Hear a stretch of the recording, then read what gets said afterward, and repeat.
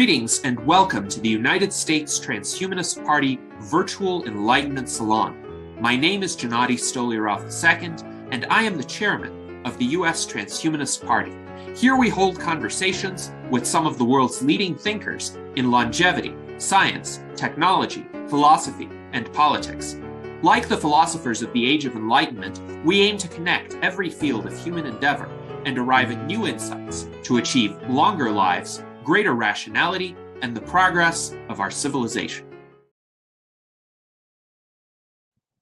Greetings, ladies and gentlemen, and welcome to our US Transhumanist Party Virtual Enlightenment Salon, the first of 2026. Today, we have a fascinating conversation in store for you about political strategies and effective insights that can be gained from the experience of someone who has run numerous successful campaigns. First, we are joined by our esteemed panel of Transhumanist Party officers, including our Director of Visual Art, Art Ramon Garcia, and our Director of Community and Citizen Science, as well as 2024 Vice Presidential candidate Daniel Tweed. And our special guest today is Adam Czajkowski. He is a managing partner at Tallac Strategies, a Reno-based political consulting and public relations firm.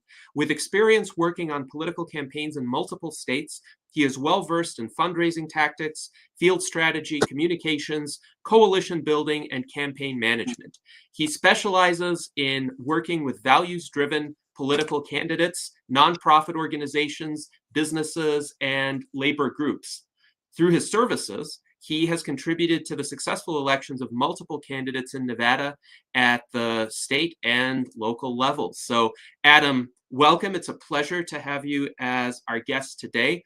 And tell us a bit more about your background, your experience in running political campaigns, what you have learned from it, and what you think a minor political party, such as the US Transhumanist Party, can derive from your experiences. How can an organization like the USTP succeed in American politics today?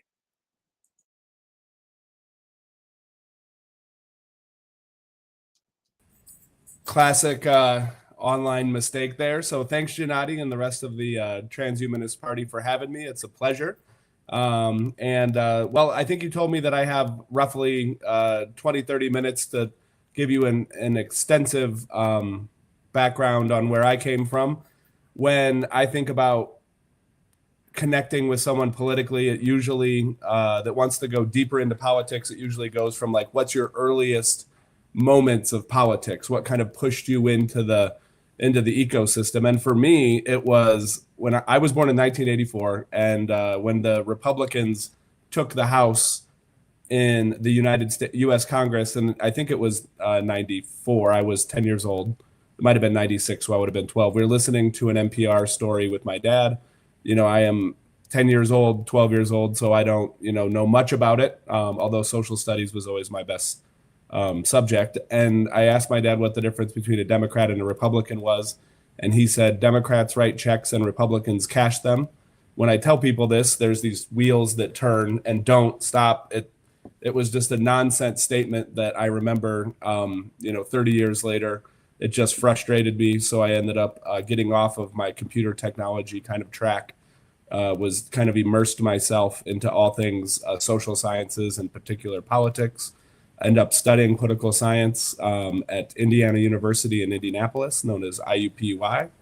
And after that, graduated right into the Great Recession, and I didn't really have a model for how to engage in politics. I came from a working class blue collar family where, my family always voted, but it wasn't like they engaged in politics outside of that. So there wasn't a model of, these are the steps to get to where you were. I was just graduated from college, one of the first people in my family to do so. So was just nervous about, finding a job where I could, make a living and wear a suit every day. And that was not happening with, 15% unemployment, especially for a 23-year-old.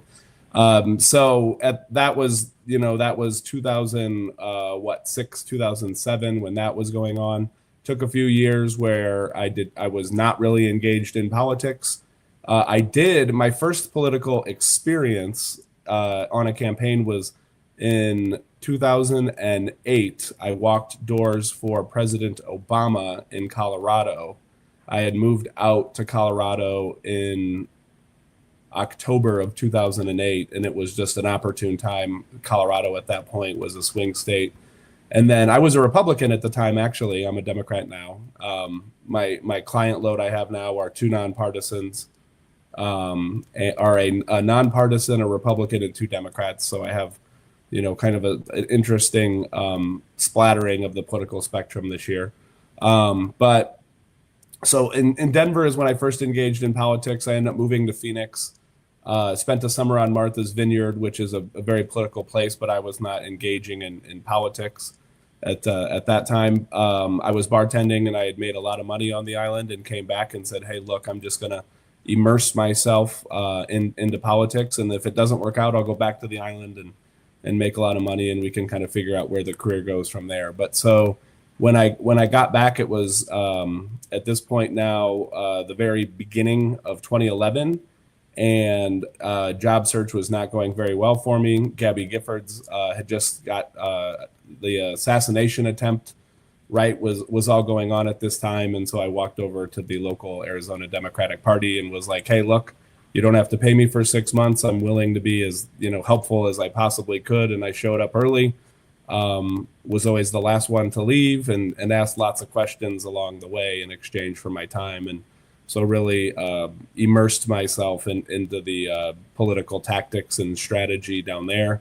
When I was just starting out, Senator Gallego, who was just political consultant Gallego, basically was doing what I was doing. He was helping local candidates and the party, unions, that kind of thing. And then that was prior to him running for the state legislature, and then eventually U.S. Congress, and now you all know him as a U.S. Senator. But after all of the political operatives were done for the day at 10 or 11 o'clock at night, we would go down to the local bar and just exchange notes. And as much as people would answer my questions, I would pepper them for months and months and months.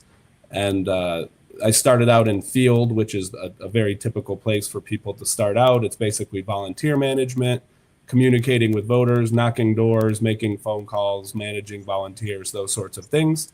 And then I had a mentor that was in the finance department that basically taught me that, we're really asking for resources, whether you're in finance and you're asking for financial resources, or if you're on the field side, you're asking for time. All of it involves kind of basic economic principles. It's a scarce resource. There's not unlimited supply of these. You can't spend $1 in two different places. Once it's spent, it's spent. You can't do the same thing with an hour, a volunteer hour. And then if you apply that to candidate management, there's some of that same scarcity concepts that apply. Where's the best place for the candidate to be? What's the best use of time? What's the time budget, the schedule, the calendar for the candidate? So those concepts that I learned in my first race in Arizona, it started to kind of apply to different political buckets until it really is the holistic campaign atmosphere. And then even applying those tactics to the broader political spectrum. So whether it was in lobbying or whether it was in policy advocacy, it's a basic human connection business, explaining yourself, communicating, connecting with what people's motivations are, what they want to achieve, community organizing, coalition building, activating value partners, shared political power. So it all applies to the political world, those same kind of tactics that I learned then. So I first started on the Phoenix mayor's race. It was in a weird section of the calendar. It was kind of a great place for me to start out fresh. It was a Tea Party wave in November of 2010. Democratic political operatives were really disheartened in Arizona. They worked very hard and won nothing.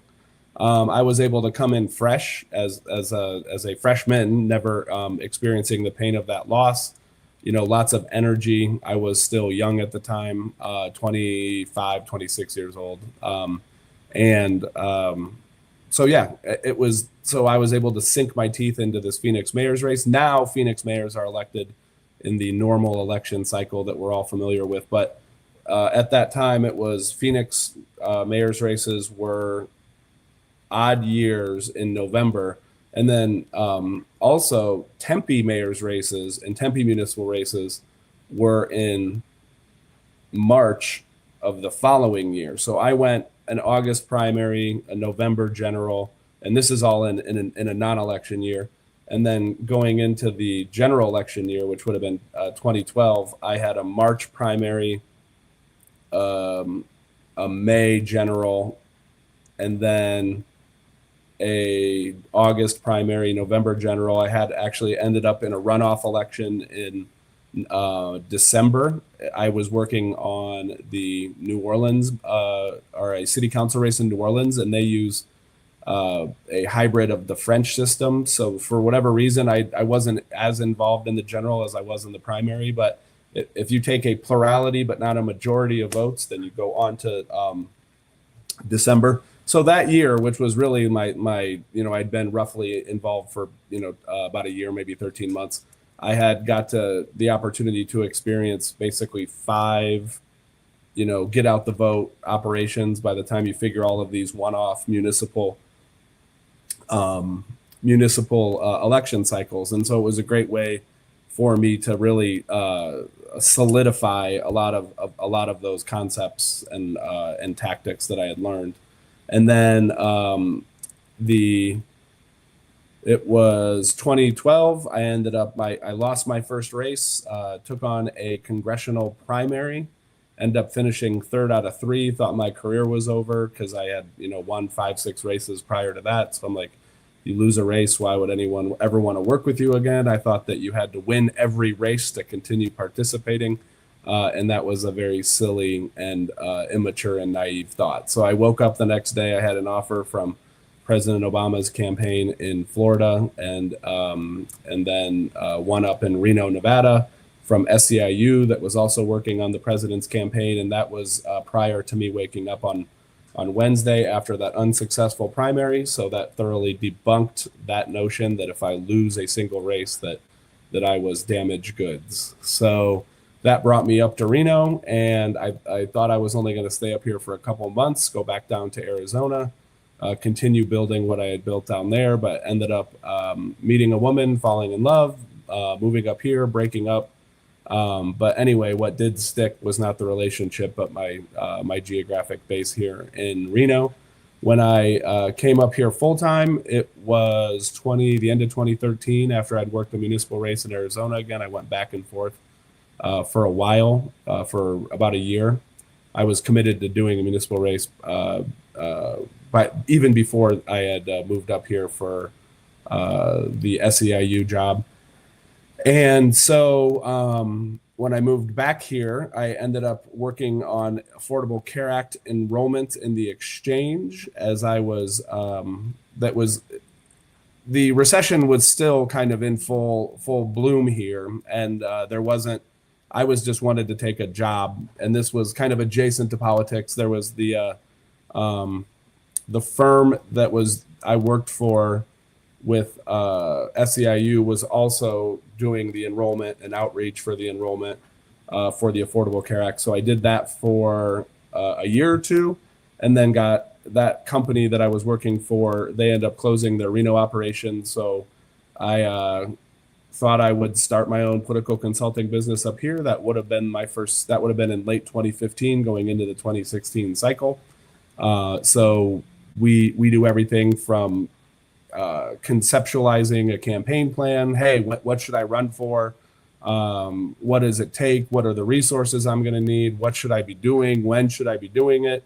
We do that all the way from fundraising to communications plan to I'll say a scaffolding design of mail and digital that I turn over to artists that end up producing that. We target that. Data analysis, and then finally all the way through election day postmortem, and then even into the policy phase that hopefully comes after you win, and that you're engaging and making public policy for some jurisdiction. So yeah, I've done a little bit of policy work down in Carson City, some stuff with the city of Reno. I've done some lobbying for some environmental groups, some businesses, but basically it's probably 80% campaigns and election work, 10% lobbying, and 10% policy. So although my first legislative session down in Carson City, where I went down in January, February of this year, definitely fell in love with that. That was very exciting, something new, something adjacent to what I typically do. I wasn't lost in what was going on, but it was a completely new process. And I love that refreshing feeling of not having competency where you get to learn. And I think I tell young political professionals that freshman year is a very valuable tool. You know you have to work hard, and if you embrace that kind of working hard, being humble, learning, and you don't have the ego of that the terror of success that kind of plagues people, because every moment in politics is different, and it's different based upon the geography and the circumstance you're in. So taking that baggage of victory in the past can hinder you going forward. I think one of my most successful campaigns was my freshman year, just because, like I said, I haven't worked that hard ever in my life. I knew I didn't know anything. I knew I was behind. I knew I needed to catch up. And with all of those kind of concepts swirling in my head, I was able to do very, very good work. And because I wasn't, I had no clue what good looked like. So I just, kept on running as hard, as fast as I could, until by the time it was obvious that I was doing extremely well, it was so late in the game. I had already put so many points on the board, and I like I said, I just had no clue what good looked like. So I really did do as good as I possibly could, which was sufficient to win this very competitive city council district that led to Greg Stanton's win of the Phoenix mayor's race. So yeah, I think that's a pretty comprehensive where I've been. I could talk about where I've been and why I was there for another couple hours, but I think that was probably an appropriate baseline. If anyone wants to, tease any more information out of my background, I would be happy to answer that. But I think that's probably a pretty good space to set aside for who I am. Gennady, you had mentioned that you were interested in basically what can minor political parties do to further, their political interests. It was very interesting. When I was in Carson City, we have a party here in Nevada called the American Independent Party, and they a large part of their success is that people think that they are registering as nonpartisans. We have a local journalist here, Gennady, and I have talked about this. And they think that they're registering as a third party or a non-party candidate. It's actually an official political party with just a deceiving name. But they did one thing in Carson City that I thought was very helpful. They had a lobbyist. She wasn't paid. She wasn't, super shiny, well polished, kind of Ivy League graduate in a $3,000 suit. But she was down there and she made public comment, and she participated and said, "Hey, look, I'm from the American Independent Party, and this is, and this is how I feel." And she was generally respectful, although I didn't agree with much of what she said. But it definitely put them on my radar, and I think it put the party on the radar for everybody that was involved, from the lobbying corps to the legislators, potentially the governor, the media. And I think it's a very good PR opportunity that I watched her take advantage of. Now, like I said, she's retired. She's a political animal. She could spend a lot of time down there, and she was down there. She probably did the party, $100,000 of pro bono work by going down there. But I found that was pretty effective at her participating. And I think participating, is the most broad philosophy that I could say that is an effective strategy. Writing op-eds, speaking in public comment, and the smaller the jurisdiction, I think the better, because you're going to stand out. Like if you were to call Mark Amodei, Senator Cortez Masto or something, you're going to be one data point among it's going to be noise because there's going to be so much data. But if you're making a public comment at a city council meeting or a school board meeting or all of that, you'll be one of 4, one of 5, and it's going to start to really, I think, kind of build some brand identity as to like that you exist, you're out here, you stand for something, you're organized and want to participate in politics, and you have something to offer. I think that's a very good tactic. Always, and I tell everybody, I do these interviews for UNR students, and they mention data as a specific, component question of their interviews for me. But I say, as a general strategy, data. I feel like, I definitely do have political values that I care about, and they're not really line item, one way or the other. I'm fairly progressive when it comes to healthcare policy, and I'm pretty conservative when it comes to law and order issues sometimes. But I tell my candidates, I tell my clients, I was like, I don't have thoughts, I analyze data, and I've almost kind of embraced that so much that I got to make sure that my values core is still there, because now it's always just, what does the data say? What does the data say? What does the data say? So I would say that, as for advice for any political organization, in particular a small political party, be obsessed with data.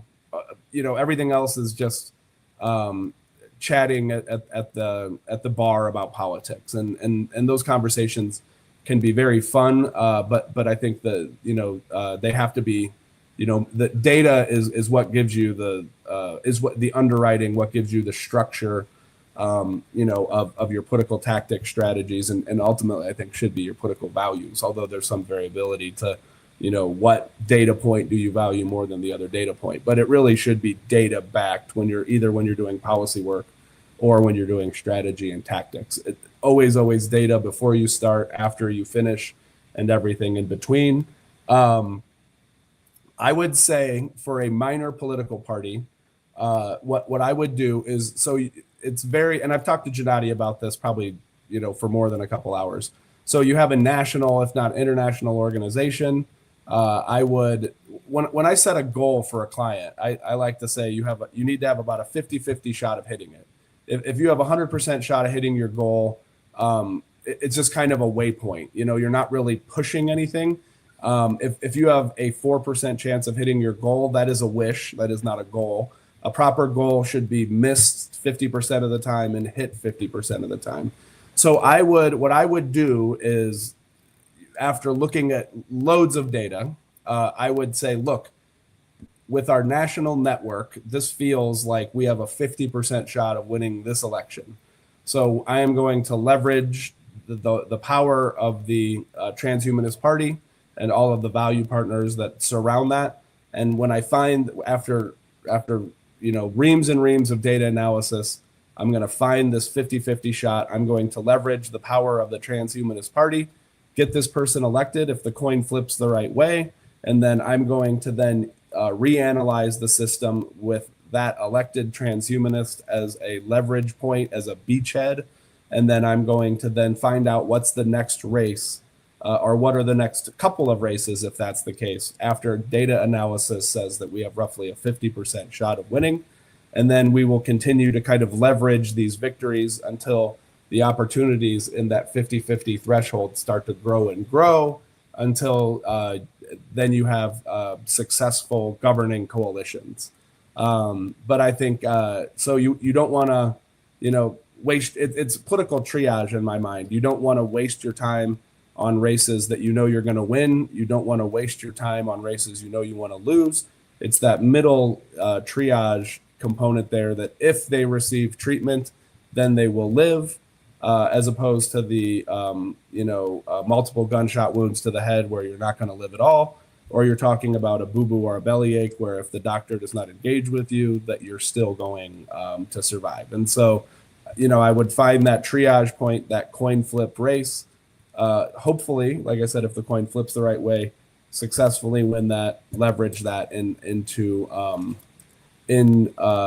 into into a legislative win. Now, in multiple legislative wins.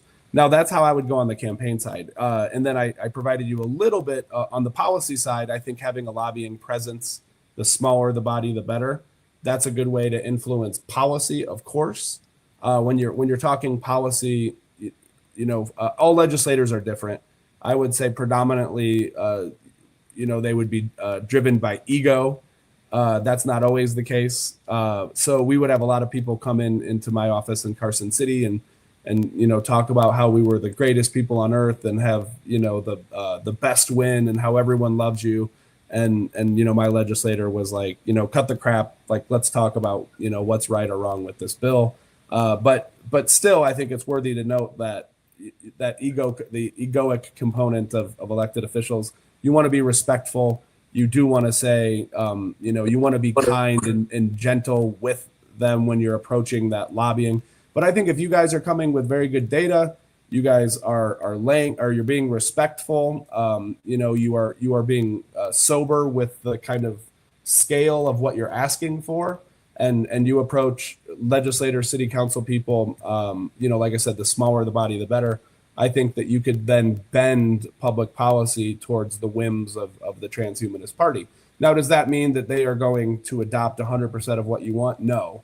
But I think with those kind of thoughts in mind, you could bend it from, where you're at now, to a much higher level of where it could be. And I think, like I said, I don't know how much of transhumanist policy platform gets integrated into policy now, whether that's, 50% or 1% or 0%. But I do think that there's an opportunity to elevate that. And like I said, there's the electoral strategy. How do we get transhumanists elected? And I do think that, that there is, I really do feel like with a proper approach that you could have a cadre of elected transhumanists. They wouldn't necessarily be a senator from New Hampshire, a U.S. senator. But I do think that there's opportunities to elect third-party transhumanist candidates out there. And then on the other side, when it comes to inserting your policy preferences, I don't think you even need to have working majorities on a certain body to really start to bend public policy towards what you'd like. Now to dictate public policy, you probably need about a 2/3 majority on most bodies.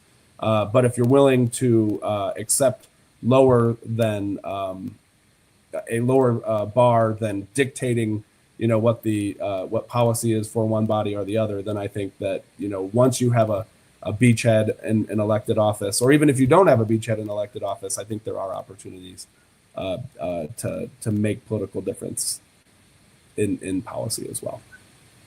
So I think that was the longest winded way I possibly could have answered your first question, Gennady.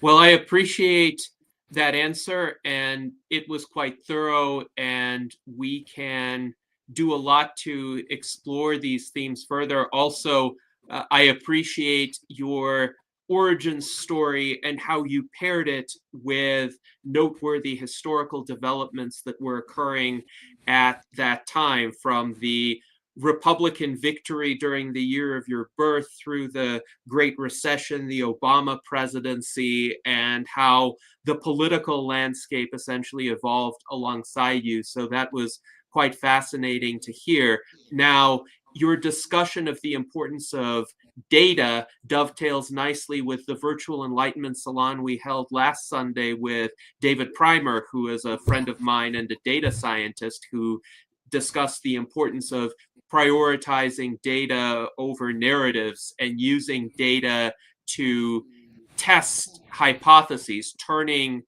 preconceived narratives into questions that could be tested using data. So I appreciate your confirmation of some of these insights. Our friend Daniel Tweed writes in the chat, we need to make data as open and transparent, as interoperable as we can, while Mike Lazine points out we still need to keep protections in place to avoid the data being biased or compromised. And I do have a question along these lines. When you gather data, of course, there's a balance to be struck. You want to gather enough information about the constituents to be able to reach them, and also enough information about people who might potentially assist a campaign as volunteers or as collaborators in some other capacity, but you also want to respect individual privacy. And I know you've even done essentially door knocking campaigns where you approach a person outside their home and ask them to support a given candidate. But of course, there's a risk there of annoying somebody, turning off a potential voter. So how do you essentially achieve that balance? How do you walk that fine line between getting enough information and not frustrating people? Okay, so there's always this fear. You'll always have candidates. I just dealt with it yesterday. We're laying out a door knocking operation, and he was like, "So we're not going to people twice, right? Because we're talking about basically what I like to think about when it comes to field. You have your universe, which in this case was 5,000 doors, and then there's 1.3 voters per door. It ended up being like I think 3,800 doors." And I told them, in a perfect world, we will what I call saturation. One attempt where you go all the way through is that is going to be one pass. Full saturation is 3 passes. So I was like, in a perfect world where we have the capacity, the volunteer capacity, if I knew that was possible, it would be part of the plan. In my mind, we make one pass of the universe, and then we pick out, we're going to have conversations. So we're going to know that they lean our way, they're strongly our way. And so then once we've completed that pass, hopefully, because we have our primary, and Gennady, correct me, it's not on my radar yet, I think June 8th. So we're starting to vote basically in May. And so I'm like, by May, I would like to have, hit those 3,800 doors. You get a 30% contact rate. So then you're going to have roughly 1,100, maybe more people that you've spoken to, presumably, if you're doing it right. Most of them will be in, you will be the treatment universe that they've heard flattering things about you. And so they should be more inclined to support you. So the people that are more inclined to support you, then the universe for the final month of the campaign, once we go into GOTV, get out the vote, then you want to go back to the people that you've already talked to and say, "Hey, Gennady, I know you supported me before. I want to make sure," and the kind of plan here, or the concept here that the science is saying is plan to vote. Have you made a plan to vote? And when I was taught this concept, it's that you want to walk people through, be present in their future trip to the polls. Hey, are you planning on voting by mail or in person? Oh, I always go in person. Oh, do you know the location? Oh, yeah, it's at the library. Okay, let me check that for you. How's the weather when were you planning on going? On Wednesday? How's the weather on Wednesday? Do you have a ride there? And you want to really spell out the plan. So there's some bit of acceptance that you are going to annoy people. There is also, and people are very sensitive to this, where they're like, because there is a human interaction, they may have a bad interaction. However, there's all these interactions that we don't see about the people that, like, by going too passive, that vote a wrong way, that you talk to in a pub or at a run, in 2 weeks, and they go, "If only I had the information that you told me in this place, I would have made a different choice 3 weeks ago in the election." And that is annoying as well to a person. So there's the annoying by, there is the intent, like there is the annoying by hitting them too many times, but there is also doing them a disservice by not communicating. And it always is going to make me more nervous when I have those people that I'm not communicating with and therefore doing things that they don't want to do versus someone just being rude. To be honest, there's when I was trained in this, you're like, look, people always have a bad day. They could have not had any communication from any political party candidate, and they could still treat you like garbage. Now there is a concept that I've developed over the years called channel clutter. And eventually, when you get to late October, every channel, whether you're talking digital, text messaging, door knocking, every channel is going to be cluttered, and there's just some acceptance that goes into that. When you're talking November 6th is the election, and you're talking it's October 30th, there is going to be no clear channel. It is the way that American politics is. Everyone's going to be getting 7 text messages a day. Everyone is, every candidate's going to be putting an op-ed out. The mailbox is going to be, full of people's mail. There's going to be nothing but political ads on TV.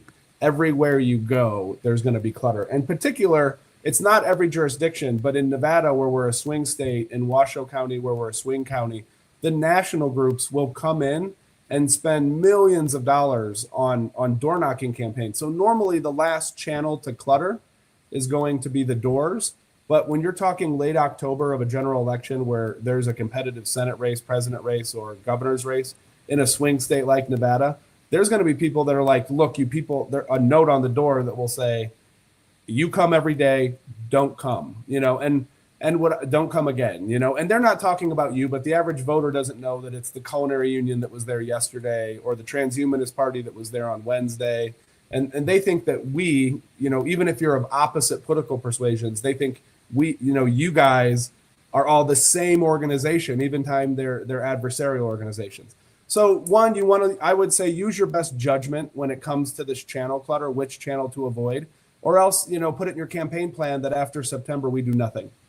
And of course, that's silly, that's hyperbole. But you want to accept the fact that you will be annoying people in October, and then find the channel that makes the most sense based upon the data, who you're trying to talk to, what you need to achieve your political objectives.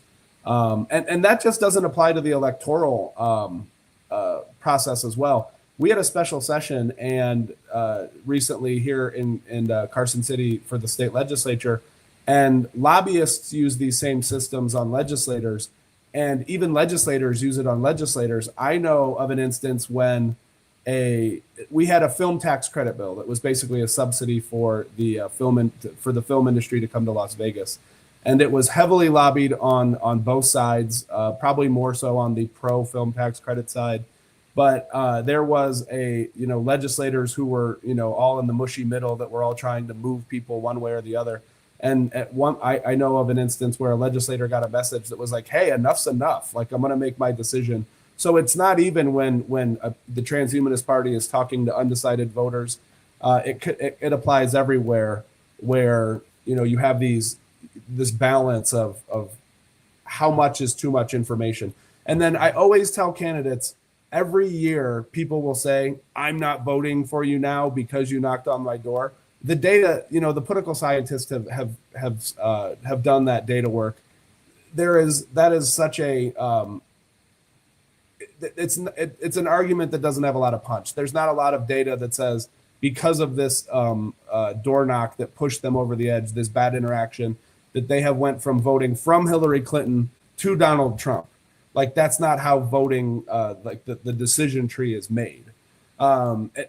There's another way to lose a vote. They could be a vote for you and just say, like, look, because that guy knocked my door, I'm not turning in my ballot. But that still doesn't really pencil out in the data. That the political scientists are not finding that that stepping over that line of annoyance does not have a deleterious effect, and certainly not as much of a deleterious effect of not communicating with somebody that could use that information.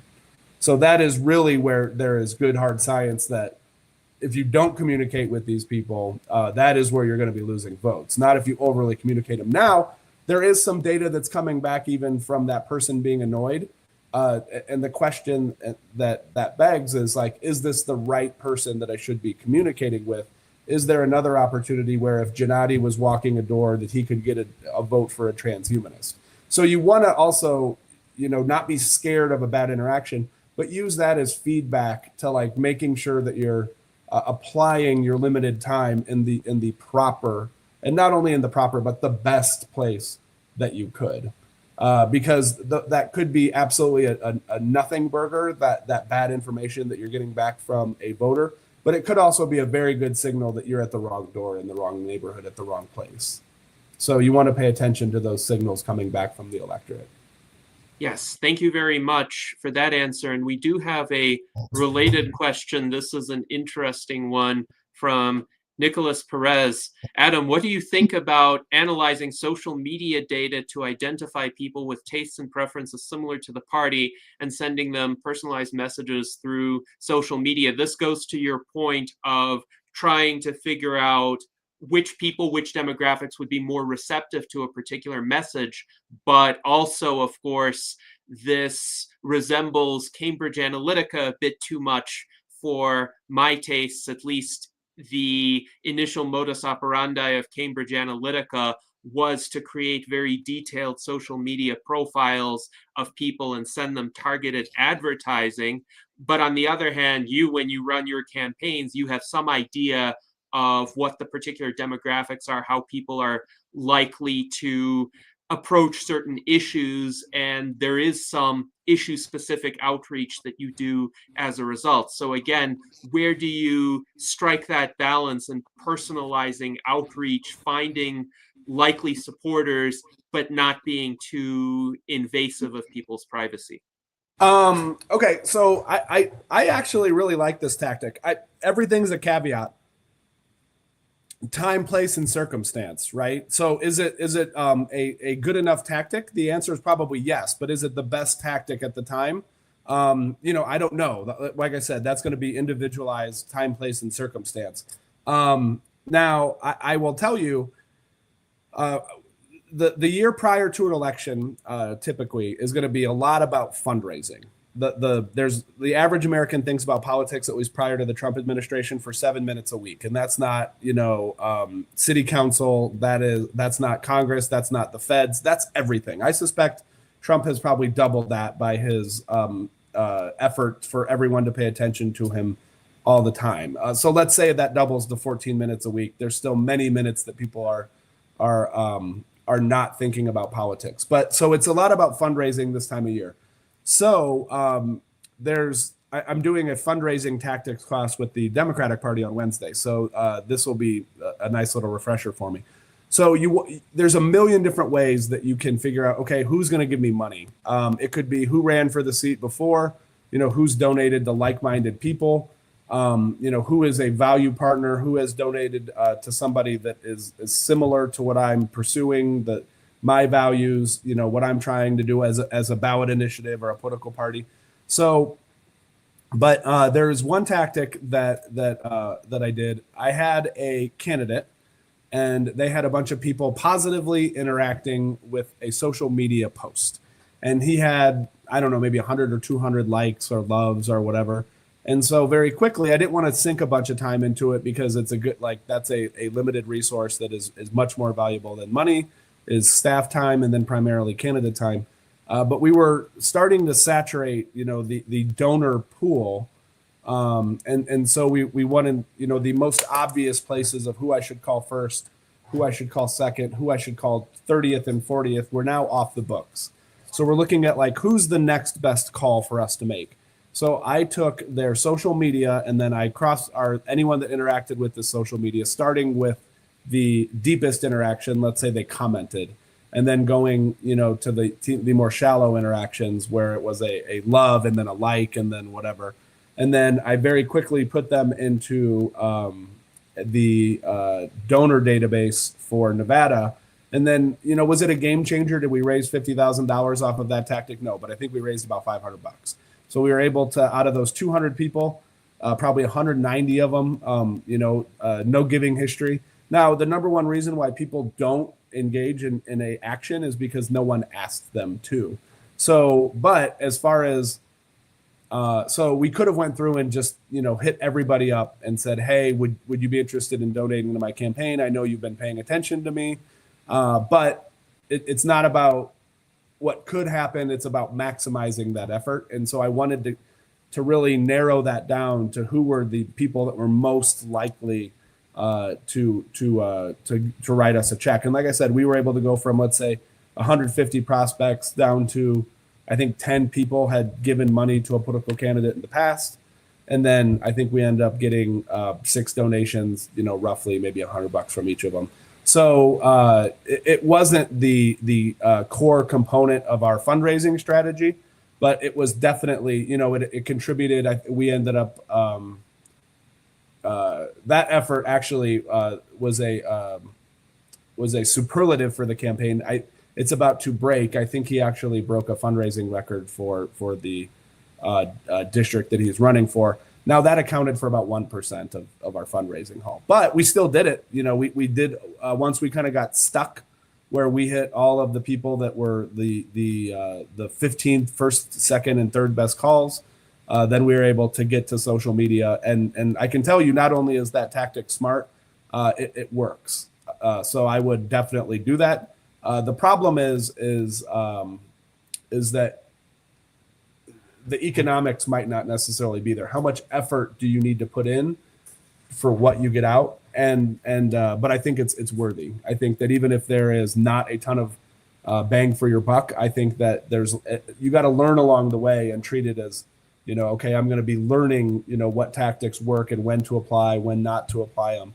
But I think that is I think a prudent spot to start to engage in that tactic and learn when it works, when it doesn't, how to maximize it. I've only done it a couple times, but it was December actually that I was able to do it, applying it to fundraising. So I definitely think that a pretty good tactic to explore. Yes, thank you. And your response speaks to the importance of experimentation and iteration and deriving lessons from actual attempts at a particular tactic. Now, we have in our YouTube chat Jennifer Hughes, who ran for mayor of Camden, New Jersey in 2021. She was endorsed by the Transhumanist Party, and she says door knocking can be very effective. She was the first candidate in Camden in about 50 years who didn't come from the Democratic Party. And she said when she door knocked during her campaign, the residents of her city were very enthusiastic that a candidate would come to the door in person. And I think in her situation, it was because the Democrats had kind of taken victory for granted. And of course, they did win in that particular election, but very few times did the residents of Camden actually come across a candidate who wanted to speak with them and hear their issues of interest and concern. So this tactic did work for her, and that's a good data point as well.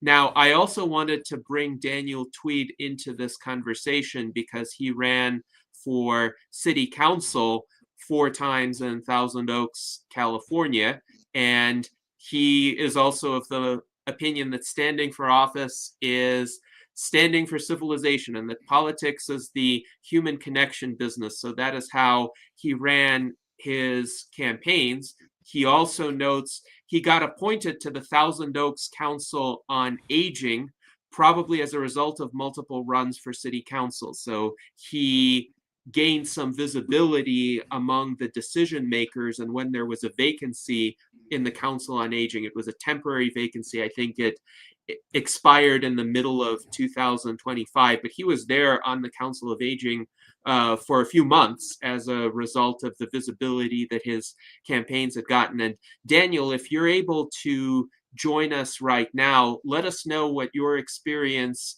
has been in terms of door knocking or any tactics that did or did not work in that regard, or social media tactics. Let's see if Daniel yes did or did not work in that regard, or social media tactics. Let's see if Daniel yes did or did not work in that regard, or social media tactics. It looks like there's an echo here, Daniel. Yeah, it's interesting because I first announced my run at a amateur radio club in Conejo Valley, CVARC, and I recently bought a piece of equipment from someone who voted for me from that 2018 announcement. So it's like, I think as a community science officer for the Transhumanist Party, I think we should look at using things like amateur radio, which I think is a very friendly community science platform.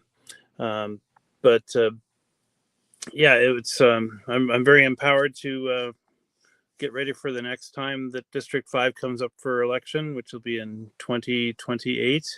And that's a very good district encompassing not only City Hall, but most of the downtown businesses on Thousand Oaks Boulevard. So I'm looking forward to that. And I wonder, does your election encompass at large or a district kind of election? So let me leave you there with that question.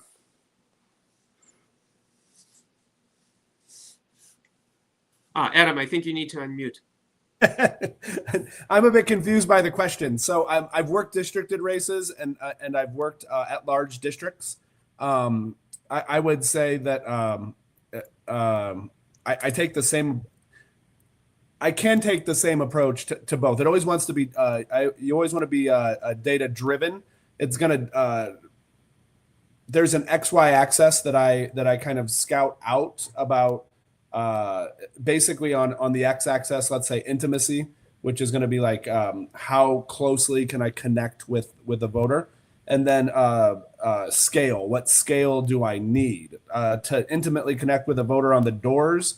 If you're talking about a presidential race, you're talking about walking almost 1 billion doors. By the time you figure that 1 in 3 don't pick up, so you have to do 3 passes of the entire American electorate.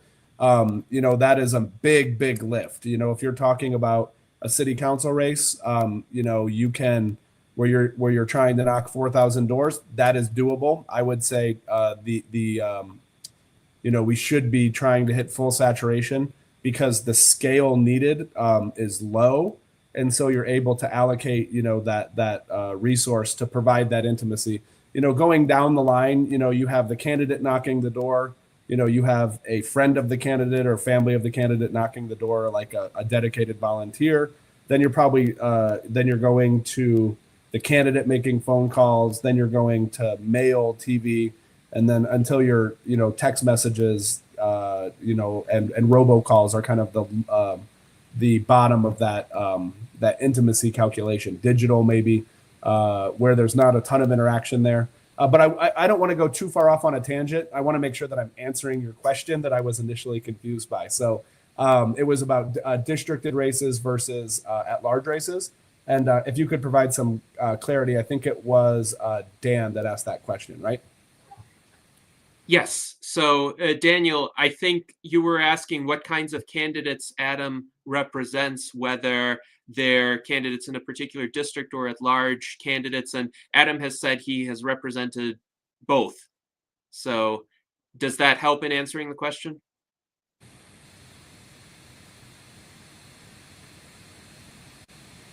Let's see.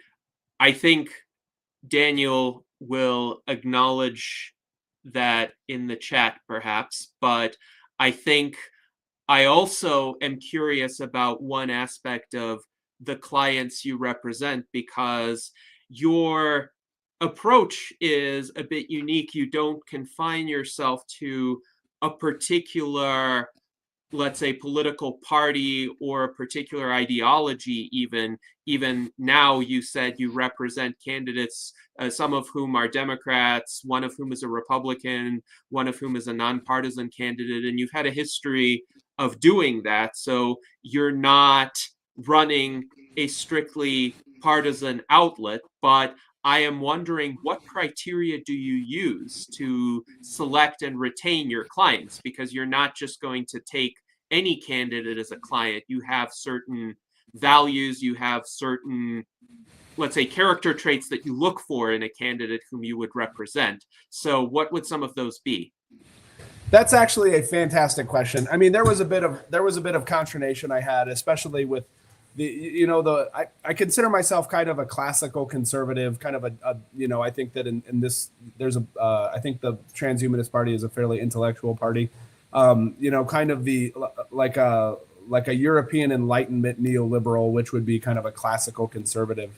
But the Republican Party that I was a member of does not exist anymore. And I think that there's lots of neo-nationalist, kind of proto-fascist kind of strains that are in the Republican Party right now. So working with the Republican in this ecosystem was definitely something that I did not take lightly. And so the short answer is there is a je ne sais quoi, I think, just there's something that like you can't really put your fingers on, but there's just a human connection there. And so I think that's the most important one. It's just, how does it feel? You know, like when you're sitting, can you work with the person? Is the person respectful? Are they, you know, we get involved like where people must agree 100% of the time, or they are our enemies. And I think that there is an art of disagreement that is lost. And I think, like, I would say among that are secondary to that je ne sais quoi is there a level of maturity? Is this person disciplined? Like, are they coachable? Are they hardworking? I think those are kind of going to be the things. So, like, why participate if someone is going to be sloppy, undisciplined, not really work hard? It doesn't matter if this person, you know, shares my brain. It's not really going to amount to much. They're just not going to be effective on the campaign trail, and they're not going to be effective governing. And I think that, like I said, I don't want to really become too distant from kind of core values of what I seek from government. But what I've learned from policy is that every policy is so unique. I mean, there is a perfectly placed tax cut out there, and there is a perfectly constructed social program that are all absolutely perfect in one jurisdiction at one time and absolutely inappropriate in another jurisdiction at another time, you know? And I think so, you know, it's hard to be like, well, how do you feel about X? How do you feel about Y? You know, I like to think about it as like, you know, political information. When I was in political science school, we talked about heuristic voting versus this myth of fully informed voting. And I'll say myth because they put out, you know, we as you know, 20-year-old political science students, we're like, the ideal is fully informed, and in reality, it's a unicorn. There is no such thing as a fully informed voter, because by interacting with the Transhumanist Party right now, I'm missing Fox News, I'm missing MSNBC. That is political information that is rapidly evolving at the same time. So we can't be, you know, at the same place at the same time. So there always is, you know, there always is heuristics, right? So anyway, also, like I said, among the maturity, hardworking, discipline, there needs to be some general direction of how we, you know, how we approach politics. You know, like, does this person, you know, share some critical components of how I view the world, how I view my community, how I view society? And that's not really hard and fast for one individual or the other. There's unique circumstances that these are applied differently to every person, to every candidate. So I hope that answers the question. I think a general alignment of values. There has to be some untangible je ne sais quoi. There has to be good feelings, that there's just this vibe, I think the kids may say. And then I think some character traits that transcend kind of policy preferences about, you know, about basic human respect that can exist anywhere in the political spectrum, and some hard work and discipline and focus that can exist anywhere in the political spectrum. So, and those variables are going to be applied unfairly to every kind of instance of which I decide when I'm working for a candidate or not. Very interesting. Thank you. And Alan Crowley writes in our chat, the criteria are the analytical level. The target client is a narrative, and he wants to hear both sides of that. So based on my understanding of his comment, so there are some abstract criteria that you may have in mind, but they interact with who the person is. And are you able to make an effective narrative to the voters out of that candidate, essentially, out of the whole package of who that person is, not just specific ideas that person might hold. Would you agree with that? Would you? Yeah, that's the challenge, right? Like, if you can't tell a story, then you're not going to win an election. You know, I mean, there needs to be, there needs to be one. You need the strategy and the resources. I like to tell candidates now that really want to focus this year prior about about weaving that story, right? And I'm like, it doesn't matter if you're reading the best story on earth, if you're telling the best story on earth, if no one's hearing it, it's all for naught. So you need that amplifier of the fundraising is really that engine that does that. And then the narrative you're talking about is the steering system of the car, right? So you need both to move anywhere. It's particularly like, and once again, I think that the more the further I go on, it's always time, place, and circumstance, and I can't stress that enough. It is, but that's the key thing, and particularly hard in this regard is judicial races. I remember when someone first came to me and said that they wanted to attack this this judicial race. They wanted to run for judge. I was like, what do you run on? I got better grades in school, especially if they don't have a record as a judge, you're not running off of, some people use the, bar satisfaction rate with an incumbent judge. Oh, you are good, you are bad. I think that's kind of a flawed variable because, it's taken by, 100 opinionated lawyers, so it's not necessarily, there's some response bias with that. But, when my candidate came to me and said they want to run for judge, I'm like, what's the separation point? What's the narrative? What's the story, that I'm trying to tell here? And there's not a lot that you can do when it comes to judge. But you can, and a lot of it is really unfair. Some of it is just taking advantage of where we're at in the political ecosystem. One judge I had, and it's not the same one that I was describing, it was I successfully unseated an incumbent judge. They have like a 99% reelection rating. And we were going into, I believe it was 16, maybe 20. When did Ruth Bader Ginsburg die? It would have been 2021, I believe. It was an election year, so it must have been 20. Hold on, she's up for reelection this year in 26, so it would have been 20. It would have been 2020. So she died in October of 2020. So it was a woman running against a man. The incumbent was a man. And then the debate going into Nevada early voting was, what kind of woman are we going to have elected to replace Ruth Bader Ginsburg? A woman like Ruth Bader Ginsburg or a woman not like Ruth Bader Ginsburg? And at that point, I knew that election that we had a good shot of winning it, because what was in the ecosystem, the whole debate around anything judicial was what kind of woman do we want to replace Ruth Bader Ginsburg? So was that fair? Did that mean that Kathleen was more qualified than Elliot? No, but strategically, tapping into that vibe that everyone was talking about that month, which is rare, because when you're trying to find a narrative for a political candidate that will propel you to the to the courtroom, sometimes you get it and you have this narrative that just makes sense, and other times it's just gifted to you by complete happenstance, and it's incumbent of you to take advantage of it. So, was that fair? Did it feel good that I'm just going to hitch our ride to this, national news story? No, it didn't. And it wasn't like, oh man, people are going to vote for my candidate because she's great. They were going to vote because everyone was talking about Ruth Bader Ginsburg and Amy Coney Barrett. That was it. So I would say it's political malpractice for me not to hitch my, to rope up that narrative and ride that. So you always want to be trying to craft effective narratives, but sometimes you just got to take the gifts that the calendar gives you and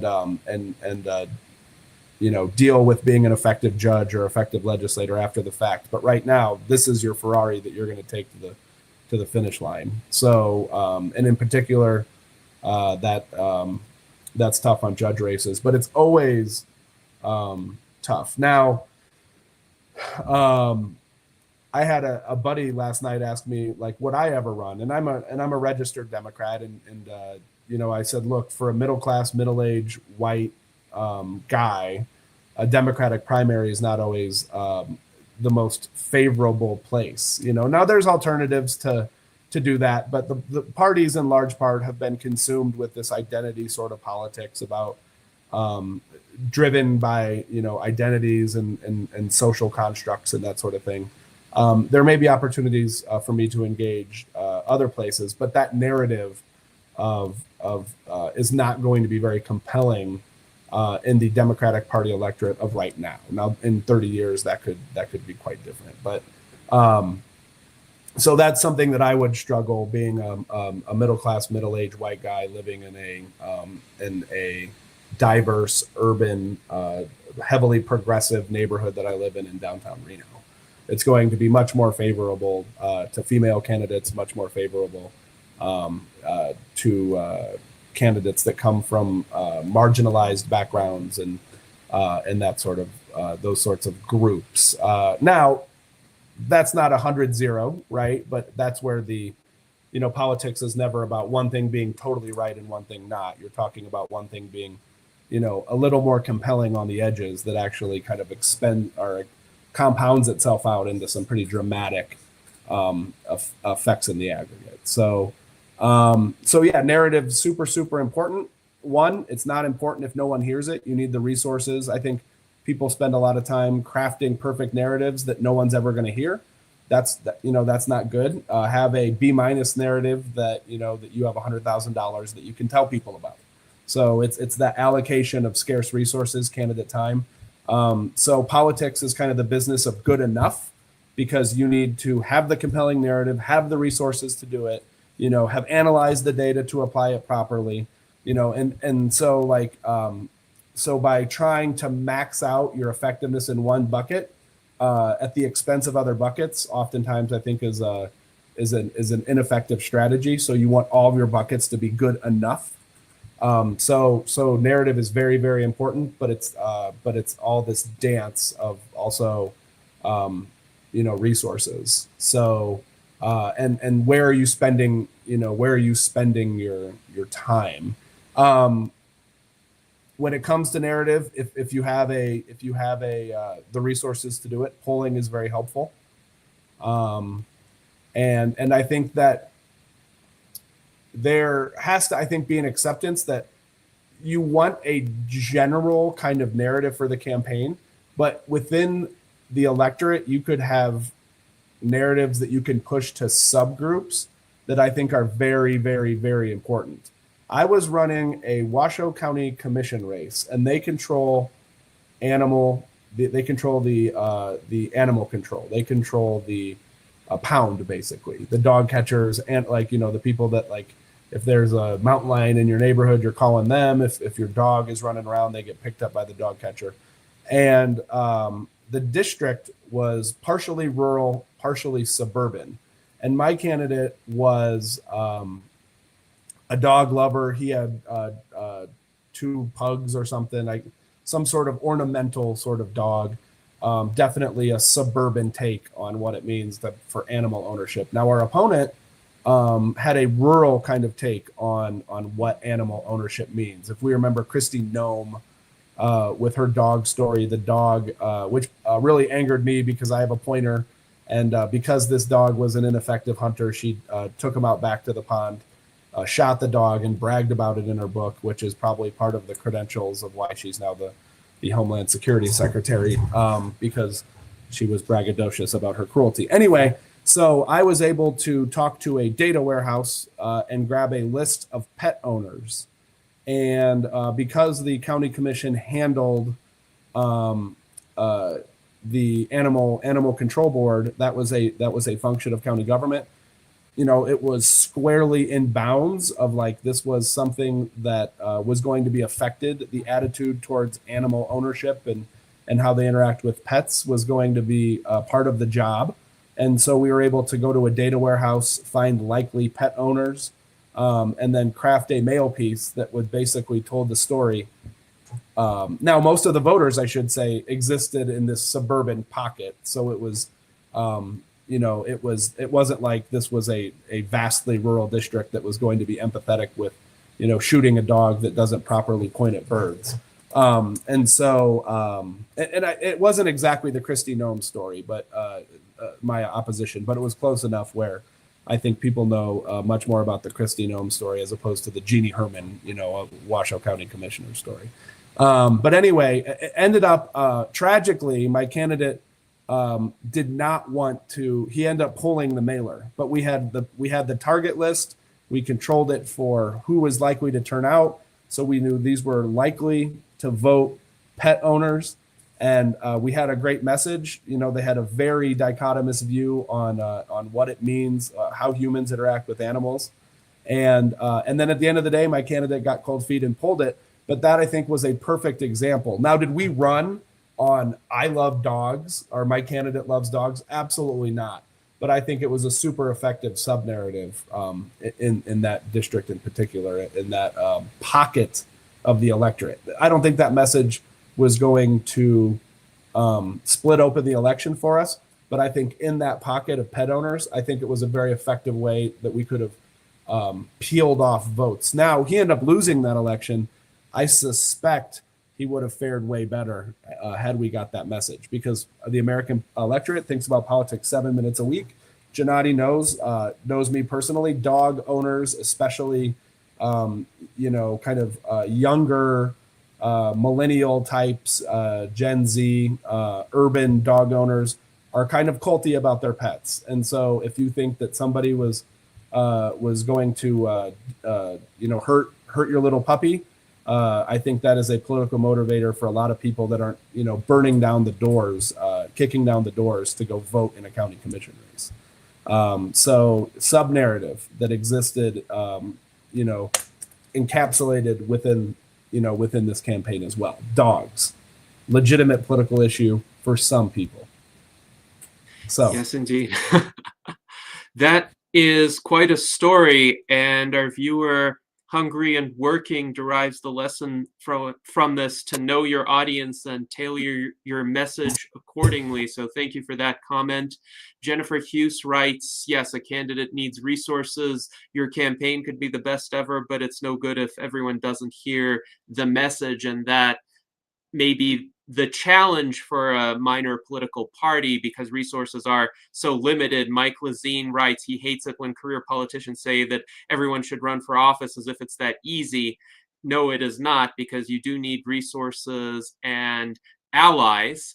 Now, it's interesting, too, to consider, given the scarcity of time and resources, how would you recommend managing that with a small team of volunteers or part-time contributors, especially since we in the USTP are not raising hundreds of thousands of dollars, but we do have some people who are dedicated, who may have a bit of time here and there on occasion. Like you mentioned, the power of having a lobbyist who is just regularly present at, say, a legislature or at a city council meeting, or who may be in a position to write letters on particular issues and make the party's presence known, be a recognized aspect of that venue, a recognized participant. So how would you suggest going about, especially for an organization where really the volunteer effort is predominant, much more so than anything that can be bought or any funds that can be raised? Okay. One, I would say don't accept where you're at right now is not where you have to be at, right? So I would say attempt to grow. And is this going to be wildly successful? No, it is going to suck and you're going to be terrible at it. But I think if you are, there is, it's kind of a directional and not a single data point. If you are headed towards growth, because there's this illusion of stasis, where we think that like, oh, I could stay where I'm at. And in reality, if that's the case, and you are stating that you are maintaining, I can tell you where you're actually at. You're shrinking. So if you don't know you're growing, you can lie to yourself and say that you're static. You're not. You're shrinking. So I would say have the courage to fail as you are growing, and then accept that being better tomorrow than you are today, even if it is marginal, is a win, because we're talking about the direction and we're talking about compounding wins. And then some of this growth is going to be very nominal, and some of it will be very rapid. Now, if you don't participate at all, you'll miss out on the nominal and the rapid gains. But the bang for your return on investment will be low as you are gaining the skills you need to grow. So I would say, one, have the courage to fail as you are committed to growth, regardless of how big that growth is, as long as you are growing bigger. Gennady, we met through running in December. I don't know what it was, maybe 5 years ago, but it kind of reminds me, because I'm not a big New Year's Eve resolution guy, but I could not run a mile. I signed up for a half marathon. It was early December, and I was going to start my athletic year in advance of the New Year's. So I couldn't run a mile. I could bike a lot. Half marathon was signed up for in the end of January, and I was able to get up to a mile after a couple days, and I celebrated that, and it was so cool. And I remember I would basically, when I had ran half mile back to my office, and it was a super proud moment for me. Well, I ended up running a pretty decent half marathon time. I was able to hit that 13-mile mark about 8 or 9 weeks later. Then in June, I ran my fastest 50K, was my first 50K. And we're talking 7 months prior to that, I was jumping up for joy at running my mile. It was like I was probably almost had as much enthusiasm for completing my mile as I did for completing this very rough mountain 50K in Lake Tahoe around the mountains. So I think I tell that story because the incremental benefits that led to these pretty dramatic results, it was the direction and the consistency. So there were these nominal benefits running, going from 1 mile to 1.5 miles, then going, and then just this, it is the compound effect of these nominal gains and that direction that led me to run the 50K, to eventually run a 50 miler around Catalina, to run a 100-mile down in Las Vegas, but it was all just the directional issue and consistently getting slightly better.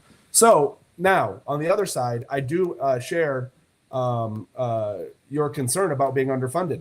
It is the candidate that I have that's breaking fundraising records is a very, very very odd place for me, because I'm the guy who has that gets outspent.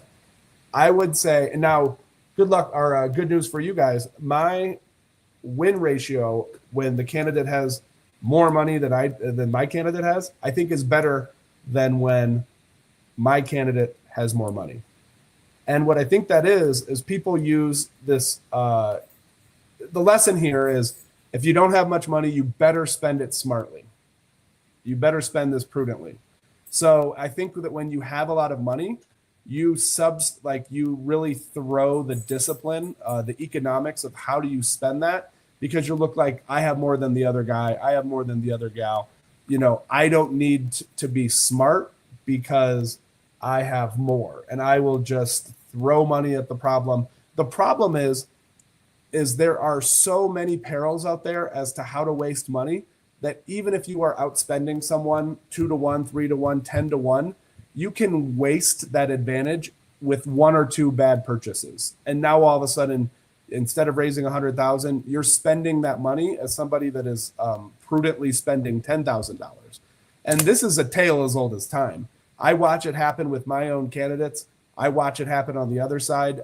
My candidate that went to Carson City, she was outspent 4 to 1.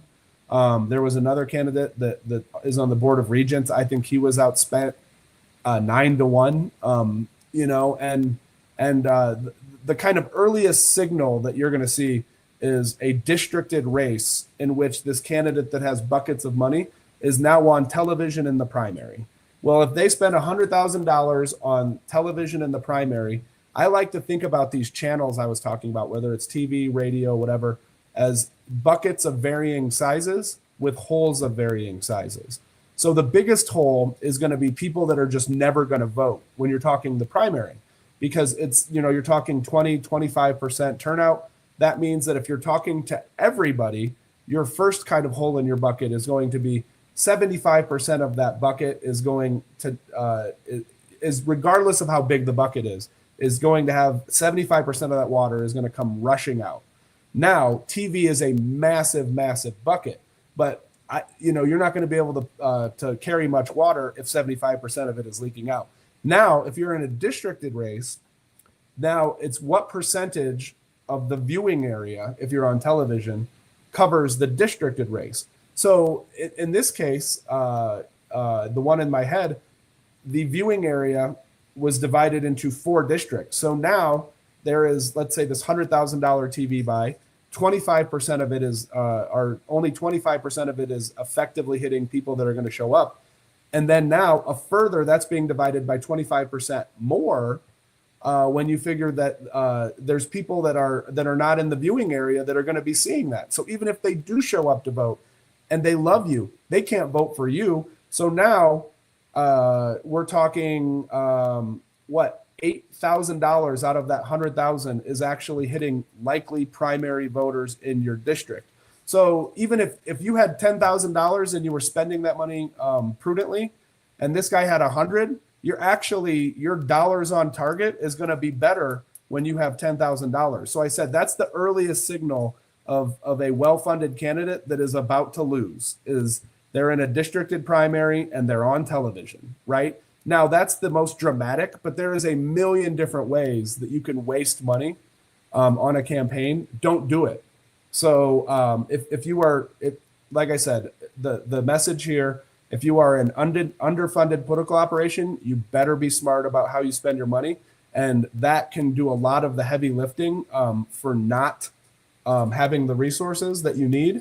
Also, have the courage to stumble into getting more resources. I told my candidate that's breaking records, he has heard yes from almost everybody, and he's very happy about this. And I go, I'm actually not that happy about it. And he's like, what are you talking about? Everyone I call says yes. And I'm like, that's problematic because, let's say we raised $50,000. Well, what if we could have raised 500,000 if we had the courage to hear no? So we're limiting ourselves in our own box by, celebrating these yeses. When, I don't want to hear no I don't want to hear no constantly. That's a bigger problem. But I want no to kind of define my borders as to what my potential is. I don't want my cowardice of me not having the courage to ask to define my limits. I want those no's to really shape that structure as to what's possible for my political effort. So it was great that he always heard yes, but also concerning that we don't know what our potential is because we haven't really heard no, if that makes sense. Yes, it does. And thank you. So it does seem like you would recommend that we step up our fundraising efforts, but also utilize any money raised very judiciously so that we could make it go a lot further than a much better funded candidate or organization who might just be throwing money around. Now, along these lines, Alan Crowley is helping us out with a $5 super chat. So that's a start to our fundraising. And he has a question for you, Adam. What would you recommend for developing a fundraising program? Because honestly, right now, our fundraising program is the YouTube super chats, plus we accept a few PayPal donations from time to time. Okay, so one, I think that what I would do is lay out like a plan, right? If I'm going to the gas station, I have my car. And I'm thinking, okay, I want to put enough gas in this car to get to where I want to go. I got to find out if I'm going from my house in Central Reno to South Reno, or if I'm going to San Francisco, 180 miles down the road. So I think developing that map and saying, what are we fundraising for? Because it's not going to be very effective if you're like, so we could do political stuff, like political stuff. Okay, great. I want to invest, sorry, kids, you're going to public school now because we're doing political stuff, right? Now, if you were like, hey, look, if you write $100,000 check, this is where we're going. And there is a, what in my training, what we call plan to win. So you have your value partner. So you have you establish that you're value partners, but sometimes without that plan to win, all that solidarity and that value partner connection, you could have a really deep connection. But what fool is going to even though you love them, what fool is going to throw money at a problem when you don't know what's the plan to win to push this forward, right? So I think developing an end point as to where you want to be, and then the map on how to get there, and then work your way back and say, okay, how much money do I need to get to this end point? And so I think a lot of people work about it like, okay, first I reach out, raise money, and then we find out kind of how much money we have, and then we go to an end point. I would say reverse engineer that and say, where do we want to be? And then work your way back, because then you have a solid plan to win. Now all you need to do is and it sounds like, you're good at connecting with value partners. Now you just need to find the person that who loves this, who loves this destination, and who has the propensity and the desire to give money. And then let's work our way back. And you'd be surprised at how much more people are willing to sacrifice of their own time and treasure if there is that critical component of plan to win. Because at that point, it is very strategic, and you are not saying invest in my passion project. You are saying let's organize our shared political values to go to a desirable shared place with our shared sacrifice, and that is a much more strategic kind of venture. Instead of just raising money for an abstract political concept, is to really reverse engineer the plan, I would say. From there, let's say we have this plan, then you want to go with, like I said, you want to work your way back from, it's a solidarity viability kind of threshold here, right? So who are the most enthusiastic about the plan? Who are the most viable options to fund said plan? And where those XY axes kind of cross, start there.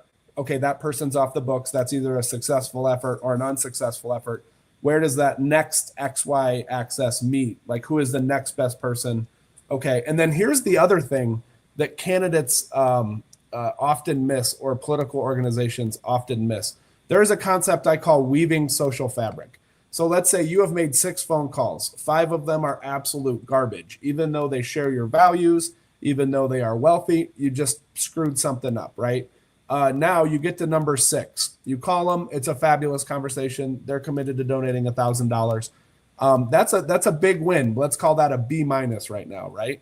So the people that are going to donate $1,000 to the Transhumanist Party are probably in a social network in which there contains more people that are willing to give $1,000 to the Transhumanist Party. So the critical component to go from your B- to getting $1,000 check, you could stop there, celebrate your B-. Okay, you're not going to make the honor roll, right? The A is now going, Mr. Stoyaroff, who else in your network shares our same values and would be really fired up about the place that we want to take the Transhumanist Party? Okay, cool. What are their phone numbers? Would you prefer to call them in advance and talk to them first, or would it be okay if I chat with them? Can I tell them that Gennady told me to call? And you are weaving social fabric. You have one disparate, piece of string. You are going to attach that to a different, quilt. And then you are going to kind of, until you have this beautiful tapestry that you're taking all these different strings. But you want, if you have one option on who to donate, or who you would call to ask to donate to, you should, if you are doing this properly, you should have an unlimited amount, because one should get 2 or 3 more. By the time you call those 2 or 3 more, they should now, you should now have 9. If everybody is giving you 3 people.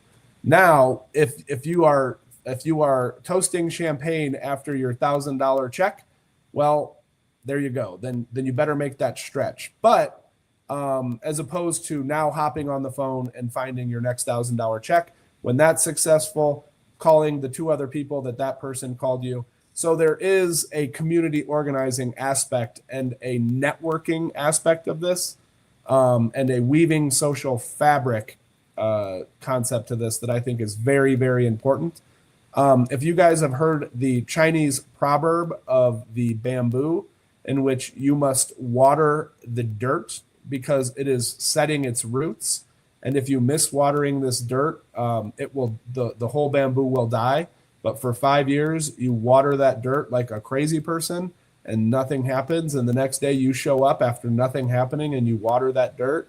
And then eventually, 5 years later, the bamboo grows faster than, I believe, any other plant on Earth. But if you skip watering that dirt, then that growth never occurs. And I think when you are talking about the earliest days of serious political efforts, I tell that parable of watering the bamboo dirt over and over again because it sucks.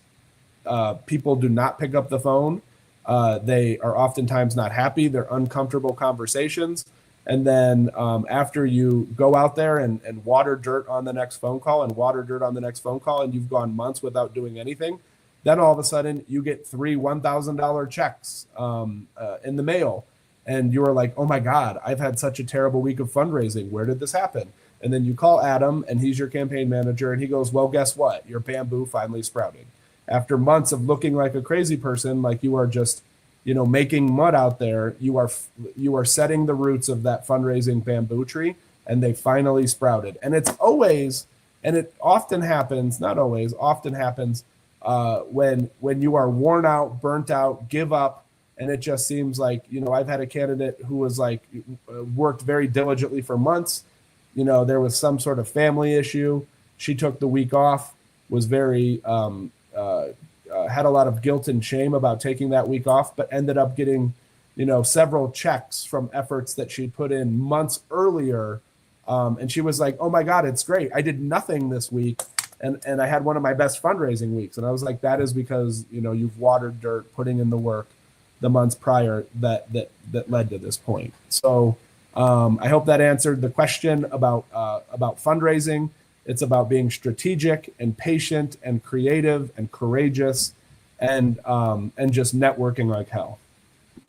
Yes, thank you. That was a great answer. And Alan Crowley writes, that sounds like an entrepreneurial funding plan for getting first investors. And it seems that this year we're going to need to do a lot of watering of bamboo dirt.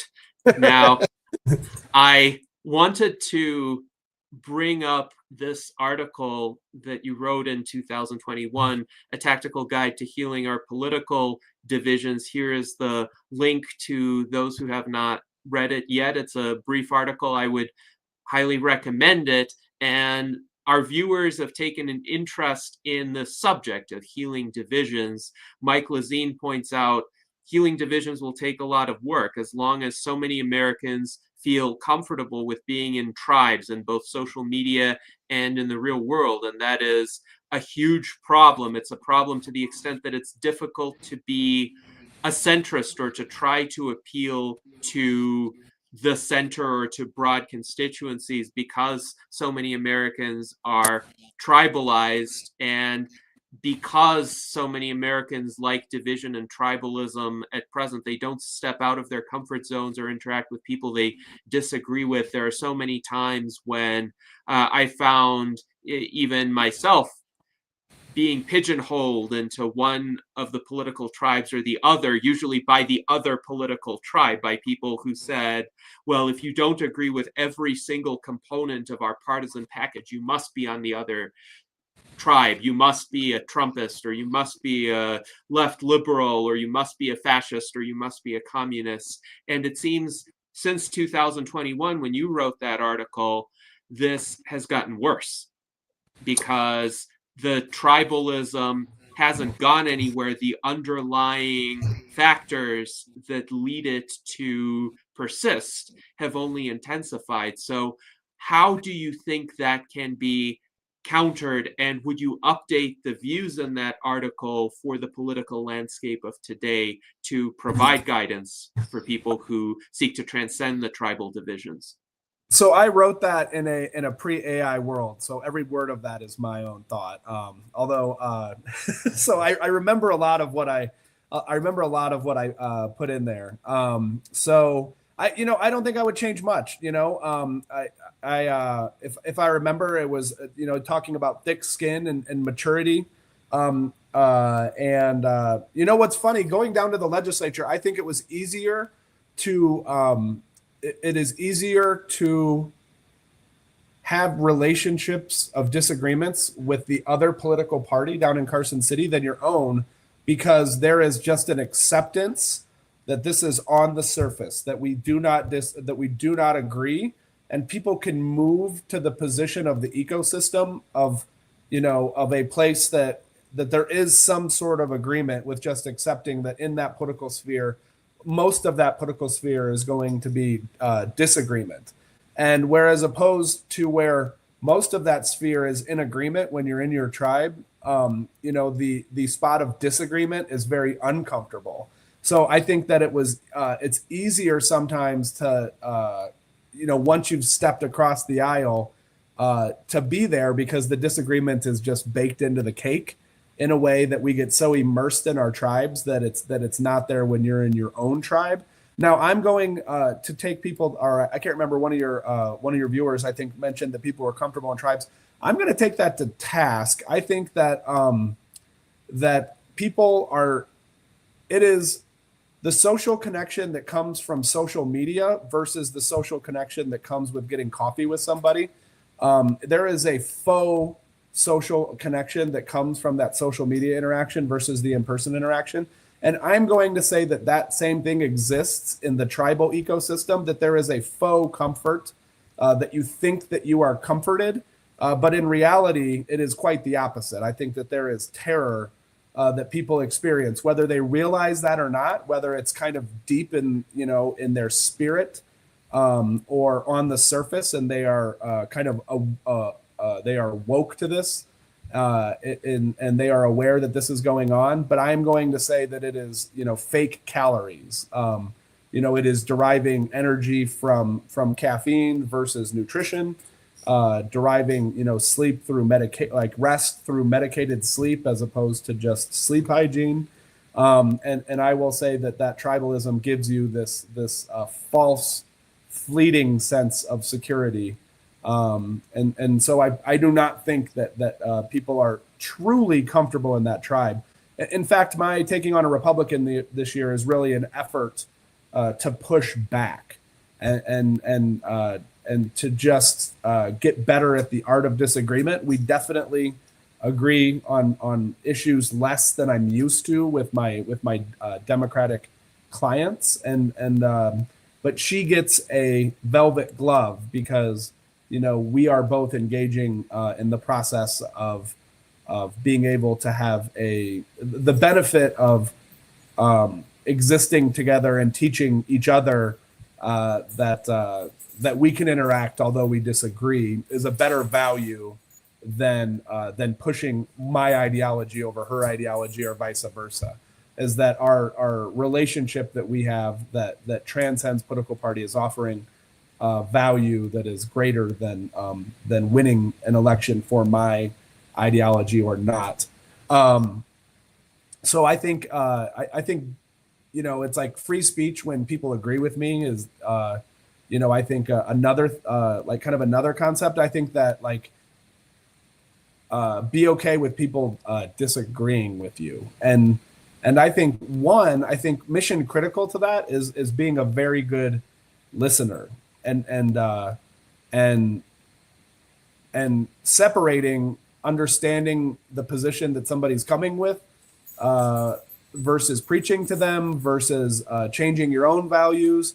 So I think communicating, in particular, listening better is a good way to do that. I was shocked. My legislator in Carson City is a phenomenal listener.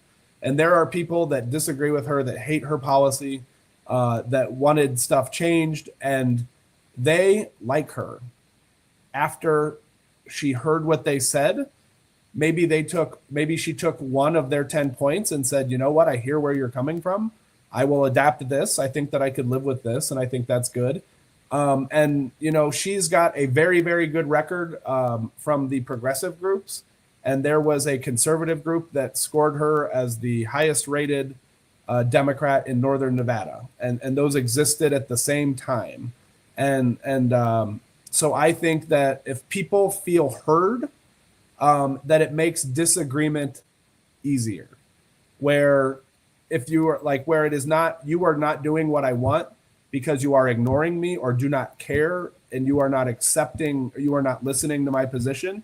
If you fully listen to someone's position, try to integrate it in what you're trying to do, and then finally end up disagreeing, I have found that those disagreements are much more easy to stomach than ones where you're like, screw you, you're wrong, I'm right. You are the wrong idea, you are the wrong person, you are the wrong tribe. And so therefore you are not going to be included. Those disagreements, I think, are much more vicious than if somebody feels fully heard. Yes, thank you for that response, Adam. And it is quite helpful to note that on a certain level, tribalism does make people feel uncomfortable, and hopefully your words will motivate some people to get out of their social media echo chambers and engage more with people of different perspectives. Our friend John H., More Life Please, writes, people expect more of their own tribe or near tribe. No one has more problems with vegetarians than vegans. And I do think sometimes inside that echo chamber, minute differences get amplified to the point where people start pointing fingers at one another or excommunicating one another, even though they're actually quite close in many of their fundamental views. Mike Lazine writes, he thinks you are correct. There can be, for instance, lots of MAGA people who actually agree with liberals on certain issues, but are afraid to admit that in order to avoid being black sheeped. Hungry and Working writes, in real life, tribalism is not as bad as the media make it out to be. In their office, they get along with and are popular with people of all demographics. Just treating people with respect gets you far.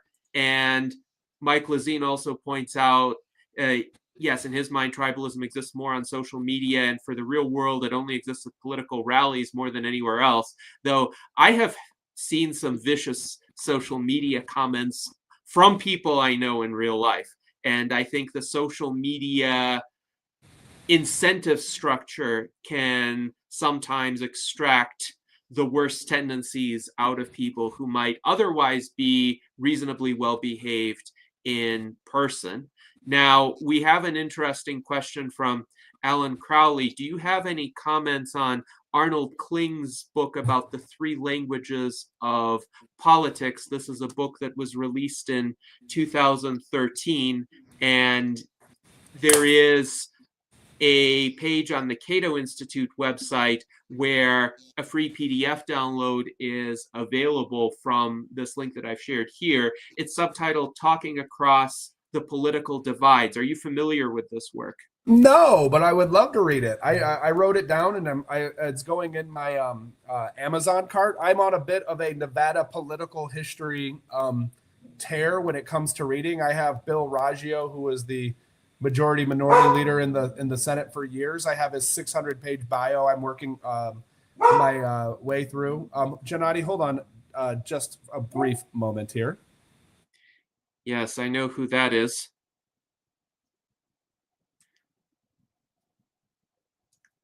So in the meantime, we will go to some of our viewer comments. So Scarlett Zanarkand writes, whether we would benefit from altering everyone's brains to eradicate radical ideologies, such as whichever ideologies lead to irrational paranoia, fear, or tribalism. At this point, I would say it's better to work with the tools we have, the tools of persuasion, or essentially creating incentives to discourage that kind of thinking, just because we don't know enough about how the brain works. The brain is the most complex organ of the body, and it's the least well understood. So I would say we are decades away from being able to directly re-engineer human brains in such a way that wouldn't have adverse side effects. But I think we have social technologies to deal with these kinds of tendencies, and these conversations, the virtual enlightenment salons that we hold, hopefully will reach enough people to make a difference. Now, given that we have about 9 minutes left in our virtual enlightenment salon, I wanted to give Art Ramon the chance to ask a question. So Art Ramon, please go ahead. You mentioned polling companies, data warehouses. Can you name some other sources of the data and where the analysis is taking place? Because you did mention sort of collecting your own data. Where do you put this data, and where do you analyze it? When I was doing some volunteer work for the Grijalva campaign many years ago, they had like a website where I entered all the addresses of the people we collected signatures from. And it seemed to be a specific Democratic website. But I don't remember much from that time. What do you know of that? How can you explain that more? Okay, so before my dog went nuts, I gotta read I'm gonna thank you for that referral to the book. I certainly will read it. I just don't know at what point. But I don't have a lot to offer because I'm not really familiar with the book itself, and I apologize to everybody about me needing to take it aside. Okay, so where do you find the data? I think don't pigeonhole data as kind of one thing or the other. It doesn't have to be in a nice clean spreadsheet. It could just be kind of receipts of interactions that you're having in different ways. I look. You got to beg, borrow, and steal, right? So if there's, of course, the data that comes from how many people voted, that's going to be on county registrar sites. On the flip side of that, the comprehensive stuff, I believe if you were working with a Democratic candidate in a very good database, it's probably called the Voter Activation Network, or VAN. So that was probably the in fact, I would say if it was a Democratic effort in the last 20 years, I can almost certainly say that you were in the van. Now, in California, they are starting to develop other options to the data. And to be honest with you, I would say as the Transhumanist Party, being able to have a strong database would probably be the first waypoint on that fundraising plan. If you guys could really get really good data, and I don't know if that's going to be in a certain geography or nationwide, but a database, I think, where you're having an enhanced voter file would be a really good kind of first expense. If you are trying to take the party to the next level, because I have a nonpartisans and Republicans, it used to be, because of the amount of investment needed, that the only two options out there were the van for the Democrats, and I believe it used to be called Voter Vault or Voter Vol for the Republicans. And then the Koch brothers invested enough money where they had a viable third option. But now, as the cost of entry to these enhanced databases is going lower and lower, there's beginning to pop up smaller players that I think provide good opportunities for the Transhumanist Party to go to that next level.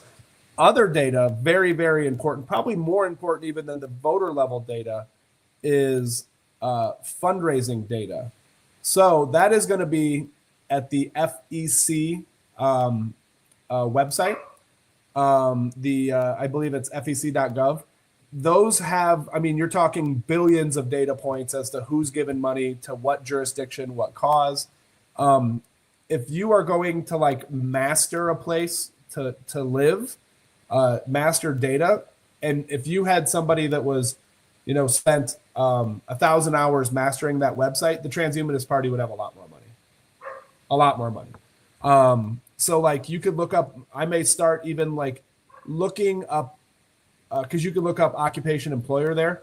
Who is a scientist? Who is a doctor? Who, like, what profession is disproportionately represented in transhumanism ideology, right? Maybe, and then, so let's see, you know, who are in those industries, who are in those companies, who are in those, you know, persuasions, and who is given money. So, okay, this guy's given $100,000.